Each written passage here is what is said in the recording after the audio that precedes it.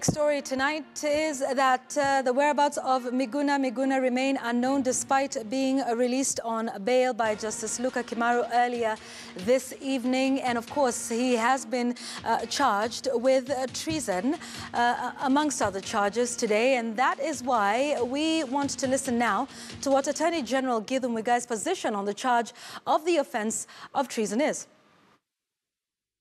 A swearing in of any person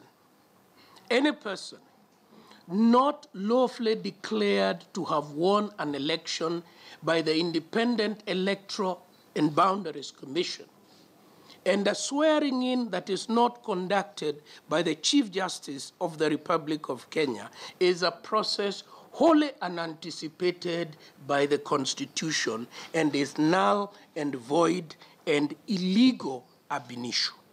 The criminal law of the Republic of Kenya in Article 40 of the Penal Code provides or stipulates that that sort of process is high treason.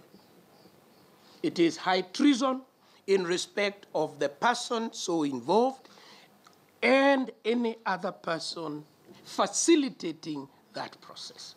What is the punishment for high treason? It is death. Kenya's Attorney General there, Professor Miguna Miguna. Sifuna, what are your thoughts on this and the manner in which Miguna Miguna has been treated with respect to the charges he is facing? First of all, let's address the issue of a so-called high treason.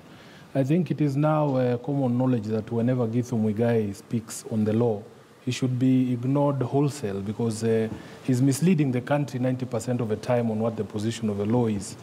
Even when you get to first year of law school, you are told that as far as criminal law is concerned, an act or an omission is not a crime unless it is prescribed to be a crime under a law.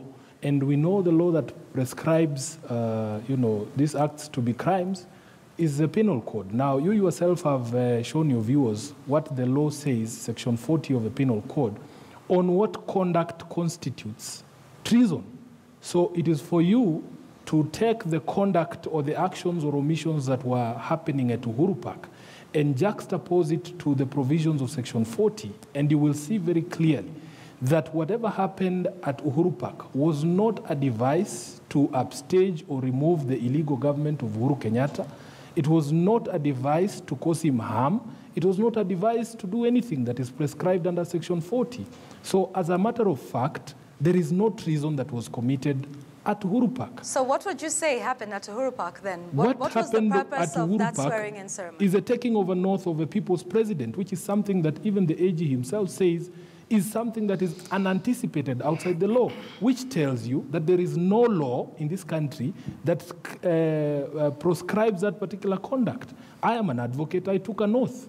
I mean, that oath is not treason just because Miguna Miguna says an oath. Doctors take oaths all the time.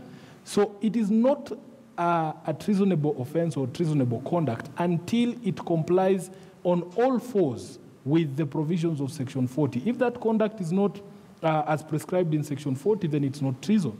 So as far as what Miguna Miguna is undergoing, it's political persecution. I mean, everybody can see that that is what it is. He was arrested. He was not told what charges he was facing at the point of arrest. He was taken all the way to Githunguri. He was denied access to counsel. Even when I arrived there at Githunguri, the DCIO and the OCS of Githunguri police station were claiming that Miguna was not in those in their cells. But I was able to see Miguna walk out of those cells and into those cells. In fact, I want to correct something you said at the beginning. Miguna was not rearrested at Githunguri. He was never released. They never complied with the High Court order to release him. Then he was moved overnight to Lari police station, and we know he was there. We went there, and the DCIO and the OCS were similarly, unhelpful. We know for a fact he was there. We received information that he was unwell. We brought 2 doctors to attend to him, and they refused access to the doctors. Now, as I speak here, Yvonne, we are in a very desperate situation as lawyers for Miguna Miguna, because it is becoming increasingly difficult. Having racked up, I think we are on the 5th High Court order now, it is becoming increasingly difficult to convince our supporters and the supporters of NRM and the supporters of Miguna Miguna that following the law is what will free Miguna. Okay. We are at a loss to explain to our supporters why we are not succeeding and we are following the law. All right, hold it right there, Sifuna. I'd like to hear what Otieno Namaya has to say about the situation in the country, because, I mean, all of this is a cascade from the events of the 30th of January, from that oathing ceremony that happened with Raila Odinga. Numerous court orders have been ignored, not just for the media, but now we're seeing with a number of other individuals. So, you know, what is this that's going on in the country? In your view, is it treason? Is there dissent? Is this civil disobedience? And what's your response to the government's response to everything? Yvonne, if you ask me really, this is not a legal question. It's a political dispute.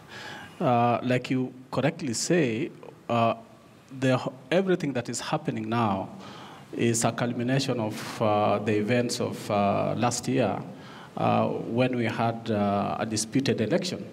Remember, for the last 10 years, Kenya has consistently held elections that are highly disputed and in some cases led to serious violence.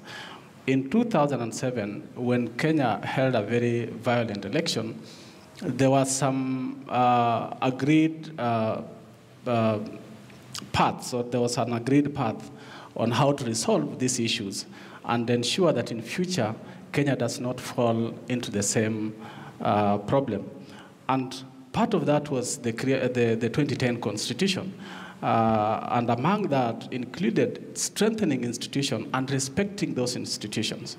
That includes reforming the police and strengthening it, and reforming the judiciary and strengthening it and respecting it. But what we are seeing here is that since 2013, we have seen the government systematically rolling back some of those gains, including introducing some very, very problematic amendments to the police laws, which basically reduced the powers of accountability institutions like IPOA and National Police Service Commission, and basically transferred some of those powers to the executive. And that's where we are having this problem, because then the police are not answerable to anybody. They feel like they're answerable to the head of state and the political elite, and therefore they're serving the interests of the political elite. That's a big, big problem. The other issue is that the judiciary, which at some point looked like it had been seriously transformed, and it was beginning to look like it could deliver, has come under serious assault since last year, I think. And that assault continues up to now. This process that you see, where people simply ignore court orders, no matter how many of them are issued, they ignore. And there are people who feel that they are higher than the courts, they cannot appear before the courts. It's a big problem, which is part of the political problem, process. Okay, yeah. So Otieno is saying that this is a political problem rather than perhaps a legal one. Sifuna, do you agree? And while you talk about whether this is a political issue or a legal one, perhaps you can explain to us to what end, what happens thereafter with the swearing in. And, you know, there's a charge of treason hanging at least over Miguna Miguna's head tonight, but none yet for Raila Odinga, who himself took that oath. So what's the end game here? Well, first of all, Yvonne, you must understand where the people of Kenya came from. We did not just wake up on the 30th, or was it 31st, and decide we are going to swear in Raila Odinga. As my brother in the other studio has said, this is a culmination of the rejection of the so-called elections of the 26th. There is a large portion of the population in this country who did not donate their sovereignty to the so-called president, Uhuru Kenyatta. So we were sitting with this sovereignty and wanting to donate it to somebody who we understood or believed to be our leader. And that is what we did on the 30th. So we really don't mind when people ask us, oh, you do not have the instruments of power. The most powerful instrument of power is the people. And the people are with Raila Odinga. So for us, we really don't look at these questions that keep popping up on what next. What next is what the people in their righteous might will decide is next. As far as whether this is a political charge on the issue of Miguna Miguna, it is quite clear, and my brother has elucidated it quite clearly. I don't think I can do any better, that this is political persecution. Even the charges themselves. Miguna has not been charged with treason. He has been charged with attending an unlicensed meeting. And I was on this same program last year, I believe, when Raila Odinga came back from the US. I have personally served the police in Nairobi with more than 3 notifications for peaceful processions and rallies in this city. And they have proceeded to aim live bullets at our people and kill them. Even that procession from the airport when Raila came back, I had served the Nairobi police commander with a letter. They never complied with it. Sifuna, let me ask you this, yes. Therefore, you know, the swearing-in ceremony, which now is being termed as treasonous by some, who will obviously wait to see if a court of law actually passes it as such. Yes.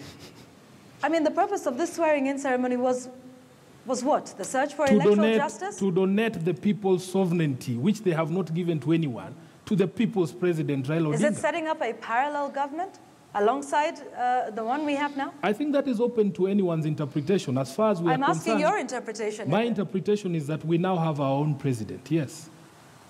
And that is not treasonous in your view? It's not treasonous. How does this fit into your quest for electoral justice, as Raila calls it, by setting up a parallel system and saying you do not recognize one president?